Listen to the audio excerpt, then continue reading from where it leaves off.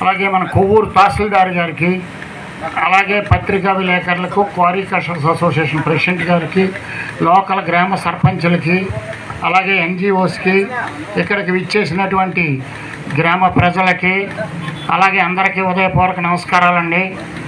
ఈ వరలక్ష్మి గ్రానైట్ మెటల్స్కి దాదాపుగా 1 హెక్టారు 1.21 అంటే 2 ఎకరాల 61 సెంట్లు అండి. 2 ఎకరాల 61 సెంట్లకి ఇలాంటి పబ్లిక్ హీరింగ్ జరిపి క్వారీ పెట్టి ఆ యొక్క ఓనర్ మళ్ళా సర్వే అవ్వాలి అంటే మీరందరూ కూడా మానవతా దృక్పథంతో కొంచెం ఆలోచించండి. ఈ 1 హెక్టార్ అంటే ఎంత? ఈ హెక్టార్ భూమి ఆయన సొంత భూమి కాబట్టి పెట్టుకున్నారు. ఇక్కడ రైతులైనా, లోకల్గా రైతులైనా, ఎక్కడి నుంచో వచ్చి కొనుక్కున్న ఆయన కాదు. ఆయన ఈ క్వారీ పెట్టుకుని ఇక్కడ ఉపాధి కల్పించి ఇంతమంది ప్రజలకి గవర్నమెంట్కి వచ్చేటప్పటికి డెడ్ రెంటల రూపంలో లక్షలాది రూపాయలు కట్టి, అలాగే ఒక లారీ వెళితే ఆ లారీకి రోడ్డు మీద ఆపి బిల్లు కట్టినా కట్టకపోయినా గవర్నమెంట్కి 80% అడ్జస్ట్మెంట్ అయిపోయి వెళ్ళిపోతుంది. ఇది ఎవరు కట్టక్కర్లేదు.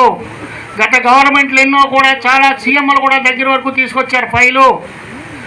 ఒక రోడ్డు కాంట్రాక్ట్ చేస్తే అందులో మైనింగ్ సెస్ కట్ చేసుకుంటారు, అలాగే సేల్స్ ట్యాక్స్ కట్ చేసుకుంటారు, ఇన్కమ్ ట్యాక్స్ కట్ చేసుకుని బిల్లు ఇస్తారండి.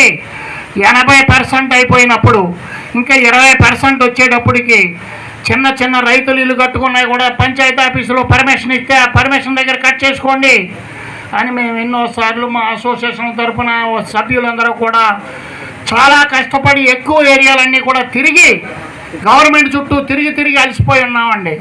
ఇందులో ఎవరు దొంగతనం చేసేది లేదు. 80% గవర్నమెంట్ అడ్జస్ట్మెంట్. ఇదంతా కూడా పంచాయతీ రోడ్లు, పుంతలు, చట్లు, రైల్వేలు, ప్రాజెక్టులు, ఈ అన్నిటిలోని కూడా గవర్నమెంట్ కట్ చేసుకుని బిల్లు ఇస్తుందండి. ఇన్కమ్ ట్యాక్స్ తీసుకుంటుంది, సేల్స్ ట్యాక్స్ తీసుకుంటుంది, మైనింగ్ తీసుకుంటుంది, సర్వీస్ ట్యాక్స్ తీసుకుంటుందండి. రెండోది వచ్చేటప్పటికి ఈ యొక్క క్వారీలు చాలా అధోగతి పాలైపోయి ఈ వ్యాపారం చేయటాకే ఎవరో రావట్లేదు. దాదాపుగా బోర్డు లేక 1 సంవత్సరం 2 సంవత్సరాల నుంచి మీటింగులు లేవు, పబ్లిక్ హీరింగ్స్ లేవు.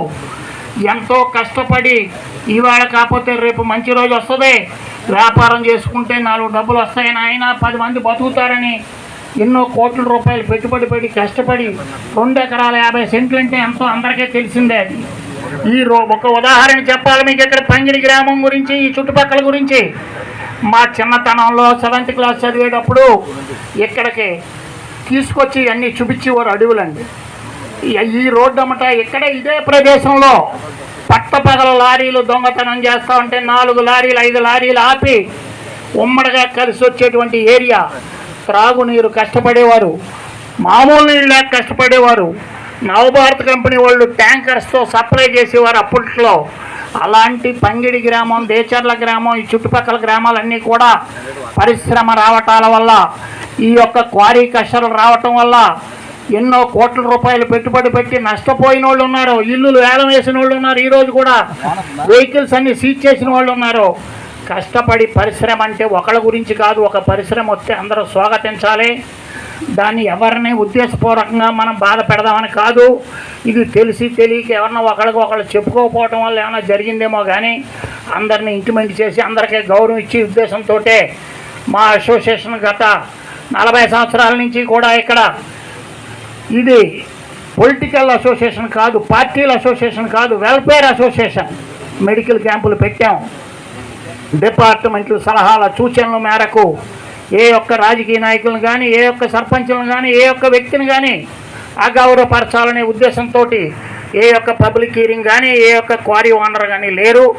అందరినీ గౌరవంగా చూసి ఎంతో మర్యాదగా పంపించి ఏ ఒక్క సమాధానం అడిగినా చెప్పాం. ఎన్ని లైసెన్సులు ఎవరు వచ్చారని అడిగినా చూపిస్తాం. మేము ఎవరు దొంగ వ్యాపారం చేయట్లేదు. అన్ని రకములైనటువంటి లైసెన్సులు తీసుకుని పర్మిషన్లు పొంది ఇక్కడ వ్యాపారం చేయటం జరుగుతుందండి. కాబట్టి వరలక్ష్మి గ్రానైట్ మెటల్స్కి అతి తక్కువ ఏరియా పెట్టుకుని ఈ భారమైనా కూడా ఈ పబ్లిక్ హీరింగ్ జరుపుకొని దీని పర్మిషన్ కోసమని పెట్టుకున్నారు. వారికి తొందరలో ఏ ఒక్క కండిషను, షరతులు లేకుండా పర్మిషన్ ఇప్పించవలసిందిగా కోరుకుంటూ సెలవు తీసుకుంటున్నాం.